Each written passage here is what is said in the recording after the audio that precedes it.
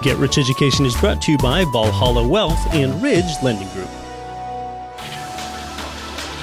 You're listening to the show that has created more passive income for people than nearly any show in the world. This is the powerful Get Rich Education.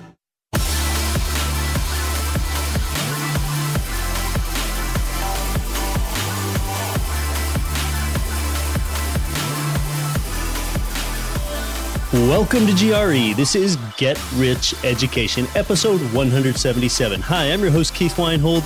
Take action. Mortgage interest rates have been on their way up, so take action as soon as you practically can. It is better for you to do something imperfectly than to do nothing flawlessly. So you can act by engaging a mortgage lender that specializes in income property loans specifically. And now that can help you if you engage a specialist. And we've talked to some here on the show.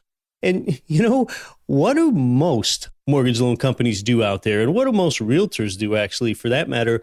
They send you refrigerator magnets and they send you newsletters with recipes on them. And then they hope that you're going to go and get a hold of them. Well, very few actually know about real estate investing, income property. So the realtor that sends you the nicest pen with the blue ink that flows the first time and every time, that's not your guy, okay?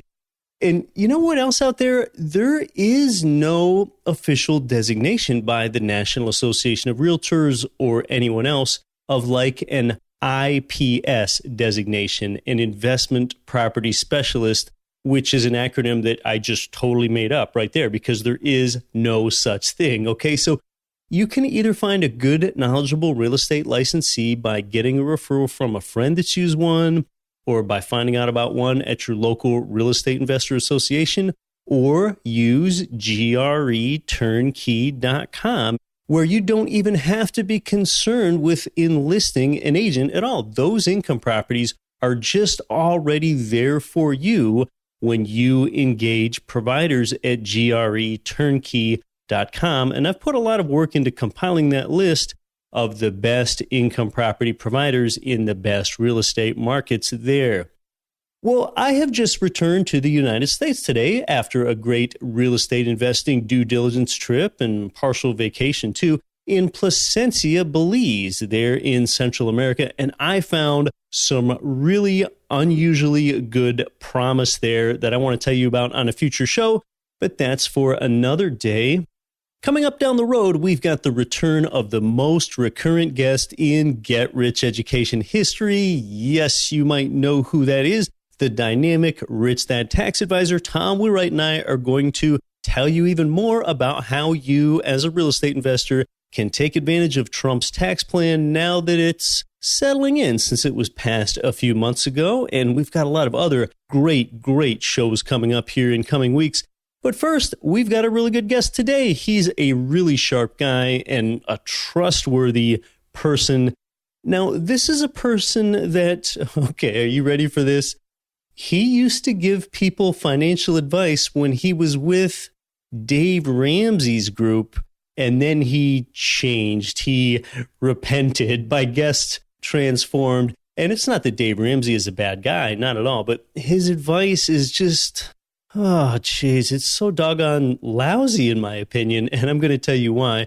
I'm also going to ask today's guest about what made him transform. What was that turning point that changed him from a debt-free mindset guy to the financially mindset man that he is today? And you know what? I used to be a debt-free guy until I learned better, and most people never learn better at all. Yes, back when I worked for an employer, which was with the state's Department of Transportation, I used to max out my 401k. It was actually called a 403b there. And they're basically the same two things for all intents and purposes. One is basically the private sector's answer to deferring your life. And the latter is the public sector's rendition of a life deferral plan. I used to max it out because I actually used to think that was smart. Yeah, right? The power of tax deferral. Well, we're going to talk specifically today about why that is deeply flawed. One time in my life, I actually used a 15-year mortgage loan on a property instead of a 30-year loan. I used to think the 15 was smarter because I could easily point to the amount of money in interest that I saved over the 30-year loan until I started asking myself some better questions, including, what if instead of being concerned with saving money on interest, I reinvested that money at a higher rate than just getting a lower mortgage interest rate? And then when you do that, the savings on the 15-year look paltry. Even more importantly, using a 30-year loan instead of a 15-year loan definitely increases my cash flow today, which is something that really, really matters rather than cutting lifestyle now and hoping for a better someday. A 15-year loan, that also cuts down my leverage ratio faster. That dilutes my inflation profiting benefit on the long-term fixed interest rate debt and hurts my tax advantages, and on and on and on. So today I'm talking with my guest about his transformation, the mindset around his change in investing for income. And then later we're going to get actionable and get into some of the numbers and have him talk about how mutual fund investors get seduced by old-fashioned financial advisors and sleight of hand on reporting the numbers. He's really an expert with that. Next week, it's going to be more of me talking directly with you and your real estate investing. Let's meet today's guest.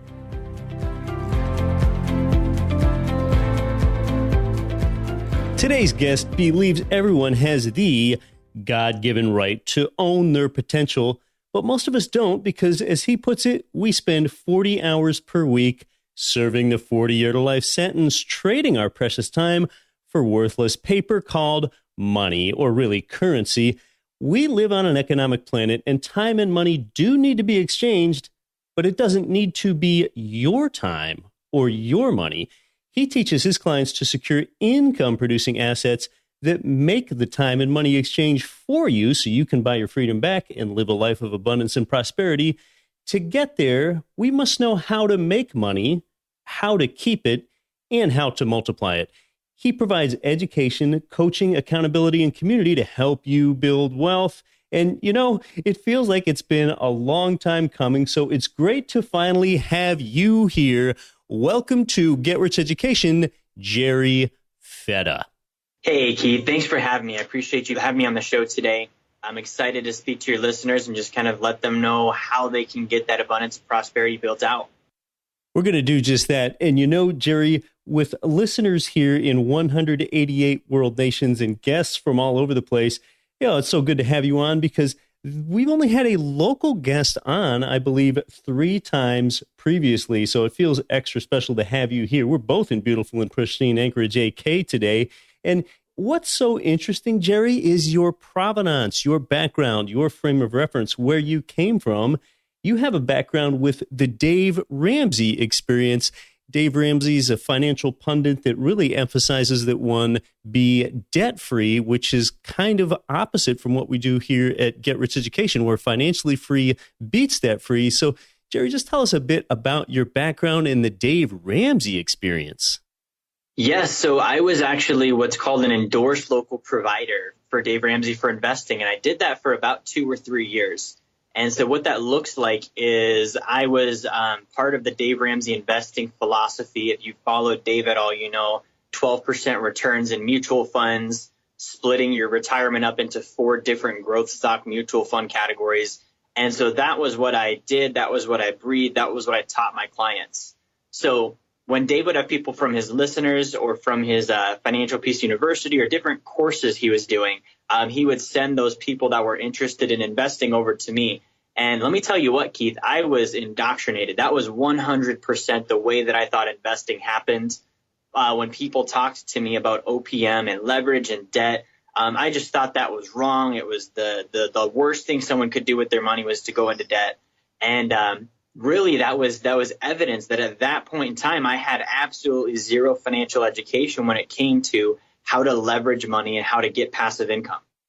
Yeah, I think a lot of you are familiar with the Dave Ramsey philosophy. And, I guess I'm not going to go and call every last ounce of it absolutely wrong, although a lot of it is counter to the way I think. We're both in the financial education space. And I think Dave Ramsey, he sort of puts a safety net beneath people. He tries to prevent them from falling into poverty, but those people never then elevate to their best and highest use. So here at Get Rich Education, we cultivate prosperity, and it's really more of an elevation. And I'd characterize more of the Dave Ramsey experience. Jerry, feel free to chime in. But, he has said in the past, I don't know if he said it lately, but he sure has said often, you need to live below your means so badly that you literally need to eat beans and rice. You need to eat cup o noodles, ramen noodles, until you have your car paid off, for example.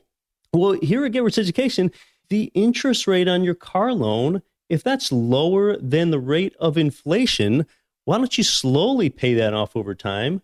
Don't rush to pay down the debt, and instead build up your income or learn how to invest. You can probably arbitrage that paltry interest rate that you have on your car that inflation is eroding away. And it really comes down to what kind of life are you really designing for yourself? And it's just not as simple as saying that debt is always bad. You're exactly right, Keith. And the thing that is not taken into consideration is some things are not worth owning. So, for example, if you took a vehicle and you paid cash for a vehicle like Dave talks about, you put $10,000 into that vehicle. Well, the only thing I can guarantee is going to happen is your $10,000 is going to turn into $6,000 over a course of 3 years. So if you average that out as a rate of return, owning a car is a negative rate of return. It's a liability. So there's no reason why someone would want to own that vehicle when they can actually finance that vehicle and use month-to-month cash flow to pay for it. And in a best-case scenario, maybe even secure an asset that makes that payment for them. Oh, yeah, there's just so much to touch on there. And that mantra and this mindset can be extrapolated out into real estate investing and other parts of life. It's about comparing employment cost with opportunity cost. Okay, so the person that paid all cash for a car, $10,000, yes, they can point to a number and say, I did save this much in interest. See, that part's visible. What's invisible is the greater investment gain that person missed out on by locking up money in a car. Wow, that's really a smart investment. 100% equity in a non-cash flowing internal combustion engine with 4 wheels. Really. So that is not an abundant mindset. Come on, let's expand, not contract. Let's produce, not reduce. And that's very true. With that whole mindset, it's very based on scarcity and it's very based on worst case scenario. And so I teach my clients what you think about grows. And so if you go into real estate and you think about, well, what if I can't pay the debt? What if the property doesn't cash flow? There's really 2 things there.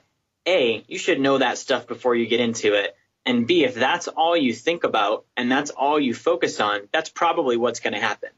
And so if you go into investing and wealth and finances thinking I'm going to increase my income, I'm going to make good decisions, I'm going to get educated, and that's where your mind is, I don't think you need to worry about all of the other stuff. And really kind of Dave's background story that I learned later on is that he made bad decisions in real estate that caused him to over leverage and get into properties that didn't cash flow. Right. So his whole philosophy is based on his own bad experience, his own lack of research, and his own mistakes. And so putting those subjectively onto others really isn't the right way to do it. Yeah, I think it's just so simple, and it's so much easier for people to stay affirmed and say something like retire debt at all costs. But when you're informed instead of affirmed, now you need to change. Now you need to do some thinking. Now you need to take some action. Dave Ramsey, he keeps people in their comfort zone, and that's exactly why he's popular. Affirmation is a comfort zone. Get informed rather than affirmed. Affirmation, that means it's all these things that you learned from childhood. Always live below your means. Debt is bad. Money is scarce and it doesn't grow on trees. It's easier to be affirmed in those old-fashioned limiting notions rather than to be informed. Informed rather than affirmed, that says, come on, leave your comfort zone and grow up, have more. When you're informed instead of affirmed, you can live better and give better to others than you ever thought was possible. Yeah, and that's very true. It's things that our parents taught us. Dave actually does say in many of his different courses, and you apply it to 2018, it's just not going to work. Yeah, exactly. Your grandma was alive when people had a pension. Your grandma was alive when people used the gold standard. Well, you've got to discuss what works in today's economy. And Jerry, I want to ask you more about your personal transformation. So you were in the Dave Ramsey program. You even used the word indoctrinated.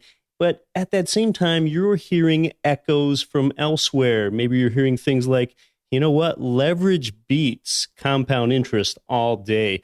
Maybe you're hearing, don't use your money, use other people's money. That's what creates wealth. So just talk about that personal turning point away from that for you. Yeah, it was kind of a buildup. So my story with this actually goes back to when I was about 13 years old. I have a friend that I grew up with, and from about the age of 13, I would go to their house, and his dad, I would see him at home at weird times of day, and I understood employment. So I understood that if you work a job and you're 9 to 5, well, it doesn't make sense for you to be home at 2:30 in the afternoon. And I never understood what his dad did. And so as I got older, I read a couple of different articles. I actually listened to some of Keith Weinhold's stuff here. And so my mindset got into basically that questioning mode. What else is out there? What else is really going on? So I sat down with my friend's dad and I asked him, what is it that you actually do? Because you don't work. They were very well off. They had new vehicles. They had a nice house, all of these things that evidenced that they had income and they had assets. But I didn't see where he was trading his time for money. And so what he told me was, I use other people's money and I use passive income, and I do that from investments. And so because of that, he can wake up and have income rolling in whether he decides to work or not. And when I ran the math on this, and we can kind of dive into this in a little bit further in depth, Keith, but there's really two ways to invest. There's the way that he was doing it where you secure an asset and the asset pays you income. And because of that income, you don't have a reason to get rid of that asset. Or you can purchase a bunch of things and hope they go up in value. And when they go up in value, you can sell those things off and hope that you don't run out of money when you sell. And so this individual, he was choosing to buy those assets and let the income produce rather than try and trade time for money and build up that, if you want to call it a nest egg, and then hope that that nest egg lasted him the rest of his life. That is so valuable that you were exposed to that and you had that frame of reference. And that's a rare thing. Yeah, and the inverse of that, and what's more common, is the person that never learned how to use their money well and use other people's money well to work for them. They didn't employ those tools to work for them, so then they had to work themselves.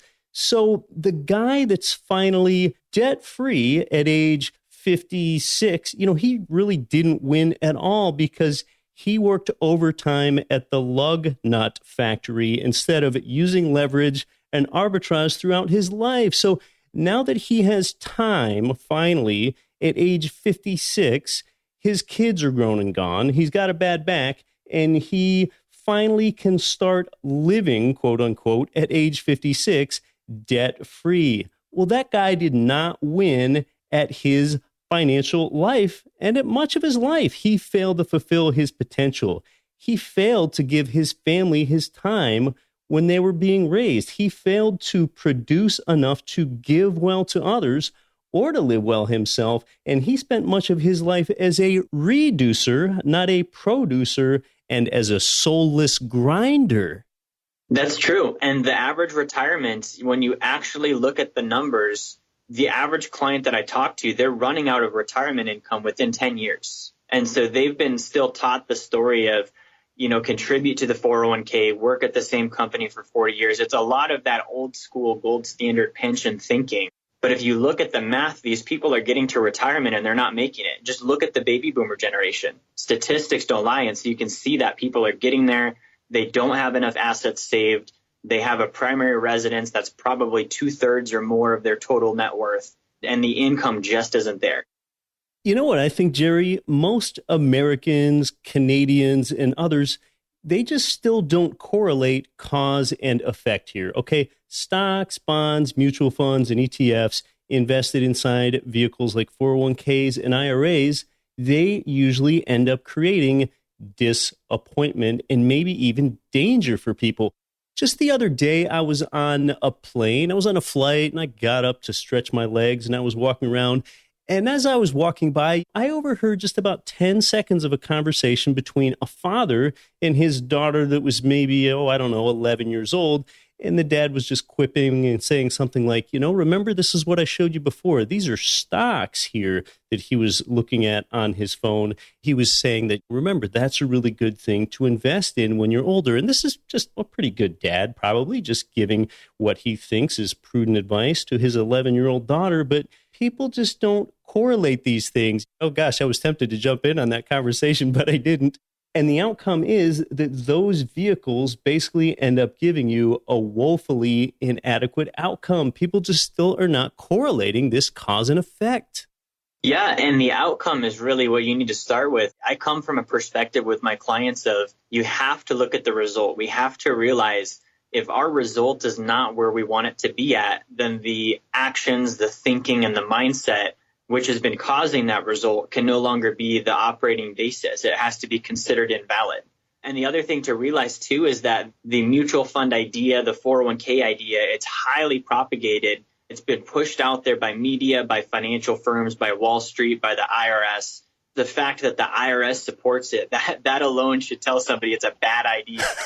I mean, really, if you look at the 401k, it came to place in, I think, in the late 1970s. So it's not even as old as my dad is. We're not seeing a full generation utilize that system successfully, yet somehow it's the status quo of how to get to financial independence. Well, yeah, and the 401k, the way it's used today is not the way it was originally intended to be used. In fact, Ted Benna, the father of the 401k himself, he called the plan a monster. He knows that it's inadequate. But Jerry, let's get down and really specific about something, and that's just the way that the rate of return numbers are reported to investors when they're invested in things like mutual funds. And these investors or speculators, really, they're kind of being deceived. And it's really eye-opening to people. And you're really an expert at breaking down the way that the numbers are reported. So tell us about that. Yeah, that's actually a great conversation to have. Most people don't realize this information, I would say, ever. And so when I sit down and go through this math with them, it's the first time that they're realizing they're not dealing with honest people. The industry behind this, their job is to sell product. And so when they put out a rate of return, when Wall Street says, hey, you earned this or you could earn this, they're showing you the best possible scenario, the best thing that they could show you from a standpoint of getting their marketing into your hands so that you're attracted to their product and you buy more of it. So just to give you a practical example, Keith, if you're looking at a mutual fund statement, and let's say that you're invested over the course of 10 years. Now, over 10 years, let's say your money went up 10%. Okay, so your 10 years, 10% on your dollar. If you do the math on that, you can average the return out and say, well, Keith, you made 1% on average per year. A 10% return over a 10-year period. If you divide 10 by 10, well, that's 1. Well, the reality is that doesn't take into effect compounding. And so a mutual fund doesn't have to utilize what's called a compounding annual growth rate. Instead, they can use what's called an average annual return. Now, that average annual return, that was the 10% divided by 10 years. In reality, if you factor in compounding, the number is going to be lower than 1%. And so if you just do a simple calculation on compounding growth, you can put into an investment calculator that you bought it at $1 and you sold it at $10. And if you did that over a 10-year period and you figured out what was your actual compounding annual growth rate over that 10-year period, it's going to show you that it's a lot less than 1%. And so when you pull that number up on a mutual fund statement, you can't find it. You actually have to go into an investment calculator. It's going to come out to much lower than 1%, and you've got to figure those numbers out for yourself. Your advisor's not showing that. Now, the other thing is the mutual fund has what's called a statement of additional information. Now, the statement of additional information is all of the different fees that should have been told to you when you purchased the mutual fund, but instead, because they're not attractive, you're given the responsibility to go read about those fees on your own. Your advisor doesn't actually have to go through those with you. If you're talking to a Wall Street broker, they'll say, well, Keith, you can earn a 12% return. In reality, it might only be an 8% return because they haven't told you about A, it's a compounding annual growth rate. And then B, you have different fees that are being subtracted for things like low account balances. Management costs are a very big one. Most people don't realize that a 1% management fee annually on a mutual fund portfolio over the course of a 3 or 4 decade period, that's actually taking up oftentimes 25 to 30% of the total portfolio value. So you really have to ask, what is this thing worth? Is the advice I'm getting, is the help I'm getting worth? If it's $1 million, you're paying 30%, that's $300,000. Yes, that has a compounding deleterious effect. Yeah, and it really does get out of control because it's not a check. Because it's not a check that you're paying, you don't see it. It's a lot like taxes. So it's almost insidious in a sense. It just comes right out. You meet with that person once a year, they read your statement to you and they say, well, it looks like we made money, or well, it looks like we lost money, but let's hang on for the long term. And you never realize how much you're actually paying in dollars. And that's one very big thing that I want investors to understand is you don't get paid in percentages, you get paid in dollars. And so if you can't convert it into dollars and look at, well, what am I making in dollars and what am I paying in dollars? It's great to look at percentage, but you can't go to the Costco and say, hey, here's my groceries. I want to give you 8%. Right. It's a $300 grocery bill. We're talking about how mutual fund ROIs are reported with my good friend Jerry Fetta. We specifically addressed the compounding annual growth rate, CAGR, versus the annual average return and just how that can be manipulated. Anything else that you can ask your financial advisor that's really specific, Jerry? Yes, so the biggest one is when you sit down and you look at the initial statement, you need to be looking at the compounding annual growth rate. In reality, it's not going to be on the average mutual fund statement. So when you're sitting down with your mutual fund broker, your financial advisor, I want you to ask them, is this the average annual return that I'm looking at, or is this the compounding annual growth rate? Now, the mutual fund advisor is probably going to acknowledge the compounding annual growth rate as what's called an annualized return. It's just different vocabulary for the same thing, but that's the real number that you want. And if you can't get that number from the person, it shows that it's probably not an investment that you want to get into. And it also shows that the level of competency with that individual probably isn't there at the level that you would want to give them your financial future, which is a totally different story, giving your future to somebody else. But that alone, that they might not know the fee structure, that's an indicator to you to take your money and run. Yeah, Jerry, just last week I was talking about how stock investors think they're getting ahead, but they're not. So we're talking about maybe they get a 10% nominal annual return, however they calculate it, minus 5% for inflation, minus 2% for fees, minus the volatility component, minus the taxes. Even if it's tax deferred, there are taxes. And there's that emotional predisposition to buy and sell at the wrong time, that emotional component that you just can't discount. With these equities that are so easily liquid, people often sell on a panic emotion. Well, it's tougher to panic sell in something less liquid and stable like hard assets. And I really stand by that 5% inflation, the true diminished purchasing power of the dollar that you've got to account for. The inflation is reported by the BLS, the Bureau of Labor Statistics. Well, the BLS, they report that 2% inflation number lower than it really is. Come on, the BLS, this is the same agency that reports the unemployment rate artificially low at about 4% right now. And I don't think that anyone believes that. And they manipulate the CPI, the inflation number, in the same way. So there's just so many reasons that stock investors aren't getting ahead. Oftentimes, they're really sliding back. Yeah, and really, Keith, what people aren't realizing in addition to all of those things, and that's a list of things, right? If you were looking at an income property, I would say that there's a very small list of things compared to what you just named off with mutual funds as far as hidden gotchas. But people also don't realize when you do the retirement thing with the 401k and the IRA, you're agreeing to a series of different terms, and it's going to dictate the way that you live your life. And so the first thing you're agreeing to is waiting till you're 60. I talk to clients a lot and I talk to them about, hey, when do you want to retire? And it's almost just automated. They blurt out like a robot, 60. And it's just because that's what everyone does. And I have to ask a second time, no, if it was up to you, when would you want to retire? And they never still say 60. They say, I want to do 55 or 50 or 45. rate of returns and fees aside, that component alone makes the 401k invalid because your 401k will not let you access it till 59.5 unless you want to pay a 10% penalty in addition to the taxes and fees that you're already paying. So that's the first thing to look at. The second thing to look at is tax deferral is one of the biggest scams in the world. And this is not taught. We're taught that you can defer your taxes, and that's a good thing.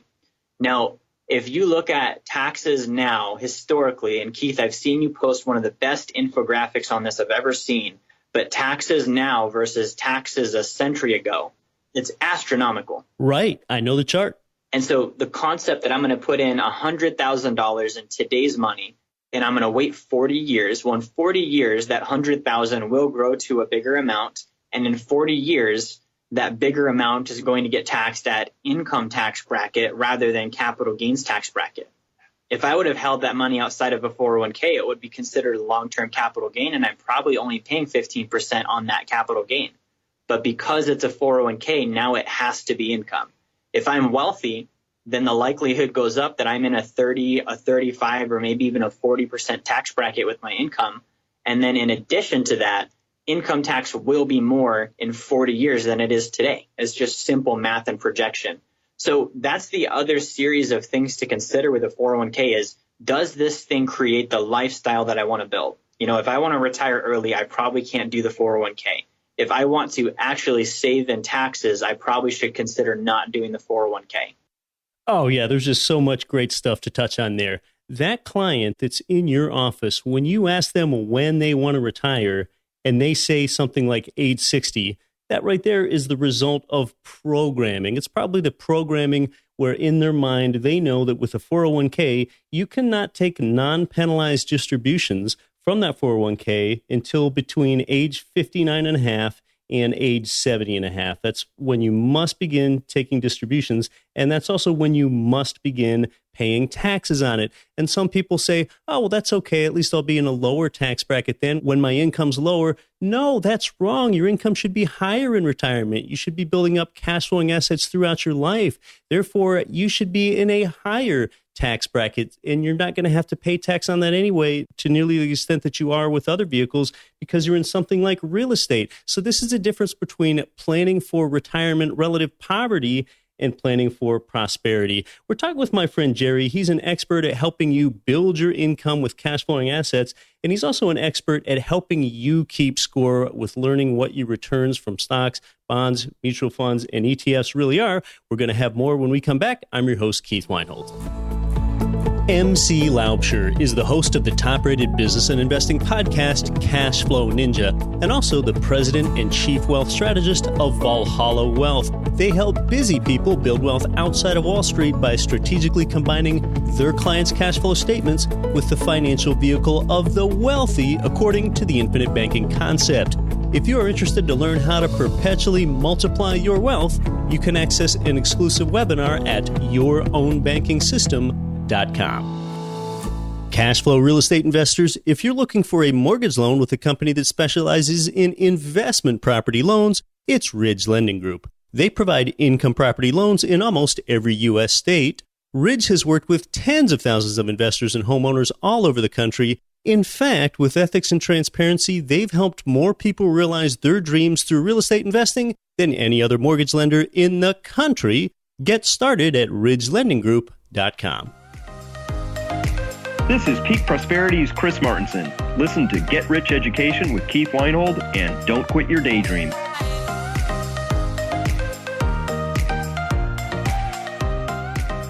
Welcome back to Get Rich Education. We're talking with my friend Jerry Fetta. We're talking about the importance of investing for income. We're really keying in on how stock and mutual fund ROIs are calculated, how they're often manipulated. And Jerry, I want to ask you about something that I think I'm going to find really interesting. Just talk more about a typical client that you have there at your business and how you've helped them. Yeah, definitely. And Keith, I'll do you one better. I have an actual case file in front of me. We'll call this person Bill, and I'll just kind of talk you through the scenario that Bill had when he came to me, what we looked at as far as what his retirement was going to be if he did not make any changes. And then also we'll look at, once we did rearrange things and make some shifts in investments, what this projected out to and what Bill is going to be making now. So initially, Bill had $118,000 in 2 different IRAs and a 401k. So combined balance of about $118,000. Okay. Bill is putting $916 per month into this. So he's contributing regularly. And when he puts that $916 per month into his account, mutual funds have what's called a front-end load. And so what that is it's a commission that an investor will pay up front to have the right to purchase the mutual fund. Now, I don't want to bunny trail too hard on this, Keith, but I want to just give you a hypothetical investment proposal. Let me know if you would do this deal with me, okay? Okay. All right. So I'm going to borrow your money. And to borrow your money, you're actually going to pay me a 3% fee on every dollar that I borrow from you. I'm already not liking it. Already not liking it? Well, there's more, so don't quit on this yet. It might get better. In addition to that, when I'm borrowing your money, you're actually going to pay me the interest. And so I'm going to charge you 1.25% interest per year for the privilege of letting me speculate with your money. Now, if I go and speculate with your money, I'm going to buy invisible shares that show up on a computer screen. They're backed by a piece of paper, but I can't actually do anything with them. It's just invisible. I'm going to give it to one of the most dishonest groups of people in our country, and we're going to hope that they make money. Now, if they make money, I'm going to pay you everything over the interest that I'm charging you to borrow your money. If they don't make money and they actually lose your money, I don't have to give you anything, but you still have to pay me the interest every year. Do we have a deal? Yeah, I don't even know if we have a friendship anymore after that. So that's kind of the premise. Now, with this particular case with Bill, he put in $118,916. He did this for 10 years. He paid $3,298 in total front-end load fees. That's that 3% commission Bill paid. Now, over this course of time, the S&P 500, the index, only did an 8.26% annualized return.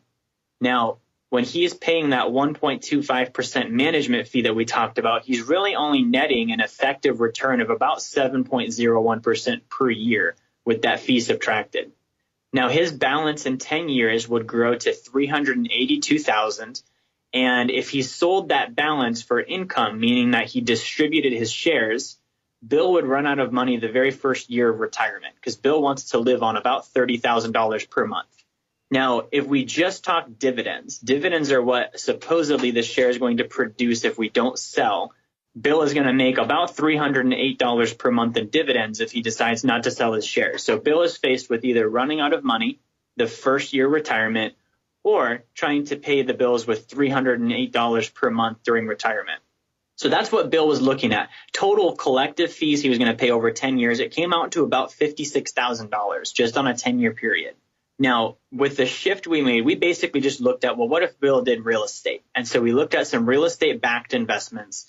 They were paying a 10% interest rate. That's annual cash flow. So a 10% yield, if you want to call it that. Okay. Over that same 10-year period, Bill was going to earn $467,000 as his final balance, as opposed to $382,000. Now, that's just the balance. If it's a good investment, the balance doesn't matter because Bill wouldn't sell it. Bill would keep it. It's about the cash flow. So because this thing produced cash flow, this new investment strategy for Bill, it was going to produce $3,893 per month without doing anything different other than just changing where he puts the same money. That's pretty much a 10x return, $3,893 per month, as opposed to $308 per month. Yes, I'm sure Bill's head was spinning after that. Yes, and people don't realize this until they actually sit down and do the math. Now, you're talking to clients that are everyday people, family women, family men, and, a lot of people, they just don't even know about passive income. So is that alone explaining to a person that they can produce income that they don't have to work for? Is that a revelation or an epiphany to people, or do they even have some disbelief about passive income ever? That's very common, actually. I talk to a lot of people where, their impression is that passive income is that thing that you see on the late night TV commercials and it's not obtainable. Oftentimes when I sit down with clients and I talk goals, Goals are even foreign, because when you think about, if currency is just an arbitrary green piece of paper and it isn't backed by anything, it just happens to be the medium of exchange that our economy will accept. And so when somebody thinks goals, they're really needing to think about, passive income is going to buy time. And really, what then am I doing with my time? And so when we come up with that passive income number, oftentimes I hear the question, is that what other people are doing? Is that realistic? And so what that's saying is people really don't believe that passive income is a real thing. They're asking the question, is this a reality? Can it actually happen? Does it actually happen? And what does it look like when it happens for other people? So yes, it's a totally foreign concept. And besides being a foreign concept, passive income is counter to the Dave Ramsey, the affirmation, the old-fashioned thing, which is more about a hope for a capital gain. So what else do you tell people about income? Yeah, that's a great question, Keith. The first thing that I have people look at is the concept of currency devaluation. Everybody that I've talked to that has bought into the Dave Ramsey system, bought into the traditional, and we shouldn't even be calling this traditional because we just talked about it. It's less than 50 years old. The concept of, put money into the 401k and defer. Taxes are not the only thing that these people are deferring. They're deferring their life. And so they've been taught, I need to learn so that hopefully someday I can work, so that hopefully someday I can play. And so the beginning conversation with people really starts with, well, do you really want to wait that long to play? And do you really want to have to work for that long? And if you could play sooner, how much sooner would you? And what things would you do? Where would you spend your time? Who would you be with? What would you do? Where would you go? And so it's reactivating a lot of the imagination, the desires, the dreams, and the passions that people have really quit on just because A, they've been told it's not realistic, and B, when they look at the numbers, it just simply doesn't add up. So beginning conversations with people really have to go back to, what do you like to do? What would you like to do? If you have 168 hours per week, where do you want to spend that? Sure, you'll sleep for 56 of them. But after that, if you're not working at a full-time job and you have full control over your time, what are you going to do with it? And that really is the inspiring conversation that starts to get people to dream again. And once we can dream, then we can start thinking about, all right, income. Now, if we're thinking about income, like you said, the biggest thing is we want to make sure that we surpass cost of living, we surpass taxes, we surpass inflation, and that somebody's not running out of money. Because if you get to that point in life where you're living out your dreams, the worst thing that could happen is you have to go back to work. And that really comes down to, you can buy things that go up in value and sell them over time and hope you don't run out, or you can buy things that produce income and just continue to live off of the passive income produced. I love it. I know I've said it on this show before. Ostensibly, the tax deferral plan is actually a life deferral plan. Why don't you go ahead and grab a hold of this and just re-engineer your life and quit deferring it? That's exactly true. And when I first started, when I did the Dave Ramsey stuff, I was taught that when somebody retires, they only need 60 to 80% of their working income. Right. And really, like you said, what was the last 40 years for? If you were going to do 40 years of work at a job you hate, trading time for money, there better be a payoff at the end. And with that plan, there's not a payoff at the end. Life actually goes down. Your standard of living actually drops for all of that work you put in. A lot of people show up to a job that they don't like, and they really do it out of fear. And I think something that person tells themselves is maybe someday. They're just relying on that. Life can be better than pinning your hopes on maybe someday. Come on.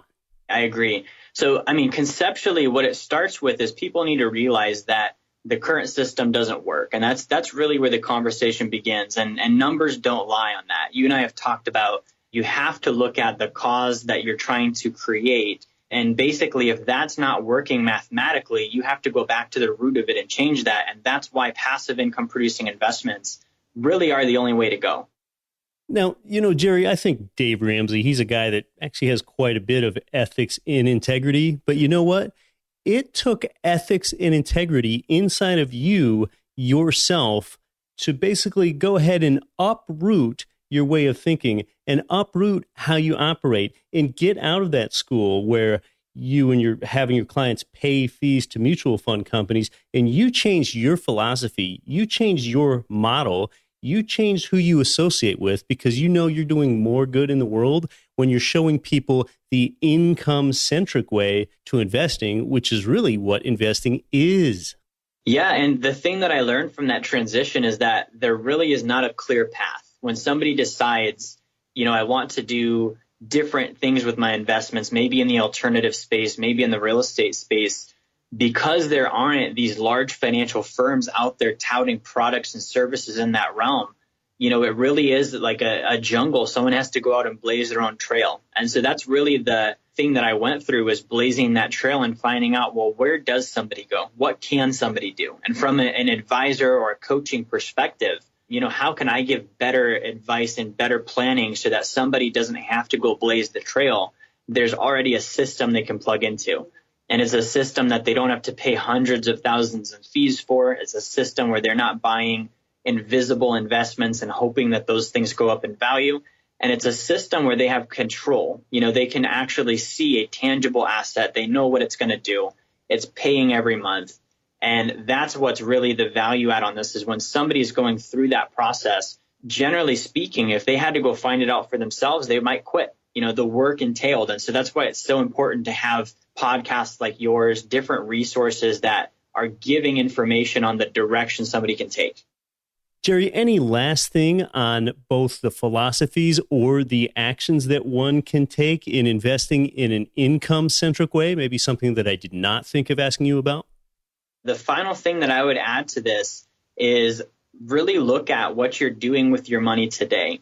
People don't realize how easy it really is to get started. And part of that is, again, the propaganda of investing is hard. And I have to say that if you learn the basics, there are certain premises of good investing and poor investing. If you learn those basics, investing becomes very easy. So I would say, basics, if it doesn't cash flow, don't buy it. If you can't look at an income statement and see that it gives you profit every month, it's probably not a good investment. Another one that I have is, if you can't touch it, probably don't buy it. If you don't understand it, probably don't invest in it. So those are three very easy, basic things. Make sure it's cash flowing. Make sure that it's real. It's backed by something that's producing the income. And make sure it's something you do understand.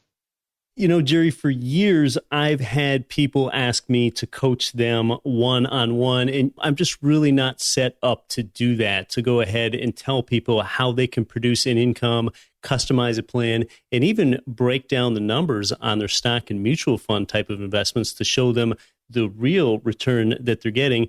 And besides really not being set up to do that and not having the time to do that in my life, for years, I really didn't know of a competent, trusted person that could go ahead and provide some coaching in an income-centric way until I met you. So tell our listeners how they can engage with you to just go ahead and find out if it might be a good fit, and they can get some one-on-one coaching on a program tailored specifically to them and their needs. Yeah, so I will work with clients on a one-on-one basis with a lot of the things we talked about today. And so if somebody is listening to this today and you're saying, man, this is the path I wanted to go on, I just haven't known who to talk to or where to get started, you can go to Keith's website, getricheducation.com/coaching. You can fill out a request. We'll do an absolutely free initial coaching call and go over your goals, your dreams, and find out exactly what it is you're out to accomplish. And from there, we can create a tailored mathematical written plan that if you follow and execute, I tell my clients that I'm giving them the right answers. If they show up, they put the work in, and they listen and learn, it's inevitable that success will happen on the back end. Well, Jerry, it's so good to finally have you here on the show with me. I can't believe it took until as long as today to do this, but I'm glad you've finally been here. Thanks so much for providing value here at Get Rich Education. It's been my pleasure. Thank you, Keith.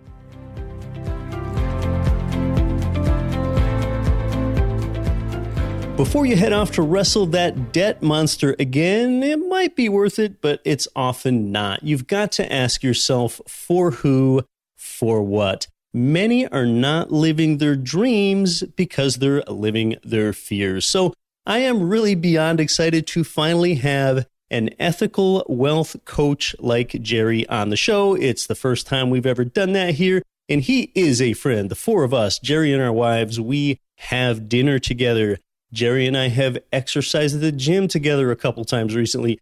You know, he's already helped Get Rich Education listeners for the past several months. It's those of you that have found the coaching page there at getricheducation.com.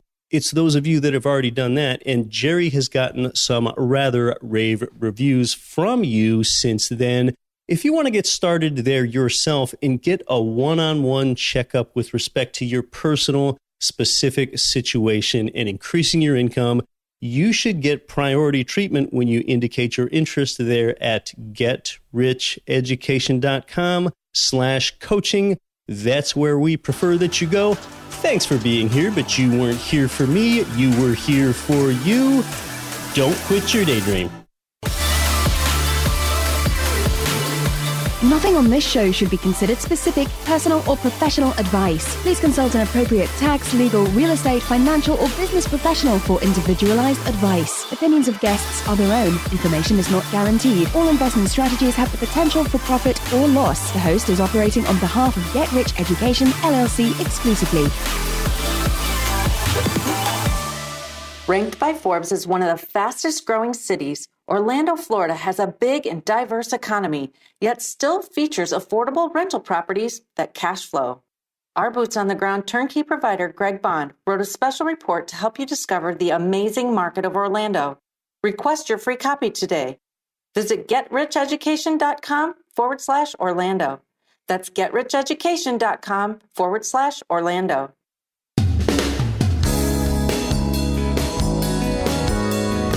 The preceding program was brought to you by your home for wealth building, getricheducation.com.